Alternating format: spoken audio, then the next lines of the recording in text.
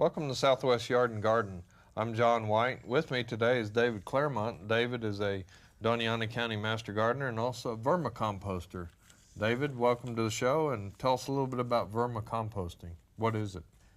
Thank you, John. Well, vermi means worm, and so that vermicomposting simply means worm composting, using worms to help the composting process. And in dry climates, it's a tremendous help. So that's what we have here today is the ingredients of how we put that together. And okay. Are the worms a special type of worm, or can we just take any earthworm? No, they are a special type of worm. They're called red wigglers. Some people refer to them as manure worms. Their technical name is Acina fetida, and they just stay where food is, where garbage is. They love to eat garbage. And they produce a compost that the literature tells us is the best compost known. So I've made it, or I've helped make it, I've used it, I think it's great, so I keep making it. Now, if somebody's looking to get some worms, where do they find worms at? You can find some addresses in gardening magazines. The internet's a good place just to go in, put in vermicomposting or worm composting. You should get plenty of hits. You may have to make a couple of calls to find out that they can get the product to you quickly. The worms need to be sent quickly, especially during hot weather. But their sources can be found. Unfortunately, there is none locally at this time. Okay. We have some ingredients here in front of us. You want to tell us a little bit about each one of these ingredients? What do we need to get started? All that's needed to get a composting project started, first of all, I just have some grass clippings. They probably were cut a couple days ago, so they've dried out just a tiny bit. And I'll be putting these things in the order that I'm showing. So first I'll put a layer of this grass clipping. The second layer I'll put in is just some manure, horse manure that's been cured. Other manures don't seem to work, but there seems to be plenty of horse manure around here.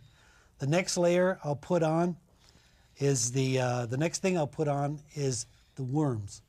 Okay, I have some composting worms in this can. On top of the composting worms, I'll place a week's worth of kitchen garbage, kitchen scraps, meat products. Yeah, minus any meats and yeah, minus any meat products or dairy products, although eggshells are fine. And on top of the garbage, I'll spread some peat just to keep the odors down, and there should be no odor with this project. Some people actually do this inside their kitchens. David, we're going to do all this in a plastic container. Right. Got to make sure we have holes in it for drainage and for air for the worms, because they'll die without either one of those. Too much water and not enough air. You got it. Okay, let's build a pile. Okay, David, what's our first item? Okay, first thing in, grass clippings. We'll put in a layer of these. Doesn't have to be too thick. A couple inches, fine. It'll compact down anyway. And the next will be about the same thickness of some cow manure that's been cured by our intense sunlight. Just horse manure or cow manure? Or horse manure, excuse me. Okay. Horse manure. Don't use cow manure, please. Although I think it probably could be used. Okay. The next item we're going to put in is our worms, our little worm guys. There's about 4 ounces of worms here. And when they're in there, if they eat like they're supposed to, look at all those worms. They eat twice their weight a day. That means the first day these guys should eat about half a pound. And they'll be eating these kitchen scraps. Now I see lettuce, some lettuce scraps, onions. It's pretty yucky, but there's some banana peels. There's some stripped corn, coffee filters and coffee grounds, their favorite food. Okay. Now let me use my spoon, John. And again, no meat scraps. No meat scraps, or no dairy scraps. Now, doesn't smell too good right now, but by the time I get this peat put on top of it, that should take care of the odor and also enhance the process. That's just more stuff that they can compost. And we can keep this bin in a shady area in the summer, and maybe in a little sunny area in the winter. but they have a wide range of temperature in which they can survive.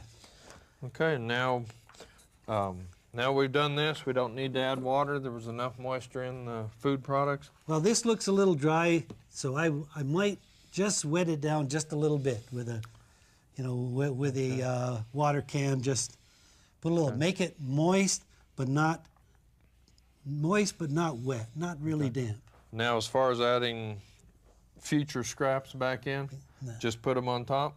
Next process when it comes along, when you've got more kitchen scraps, layer them on top just like I did, cover them with the peat, and let her go. The worms will do the rest. Okay. Here's a container next to us that's about a week old, and you can kind of see what this material here is going to look like in about a week. You can see it's a very moist, highly organic material. It's been broken down. This is still in the process of breaking some of the stuff down, but a very good material and a very rich material for our plants. So, David, thank you very much for giving us your expertise on vermicomposting.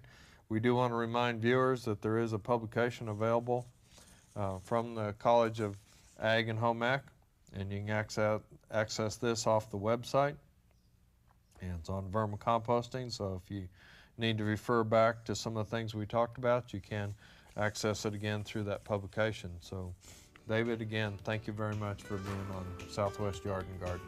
You're welcome, John.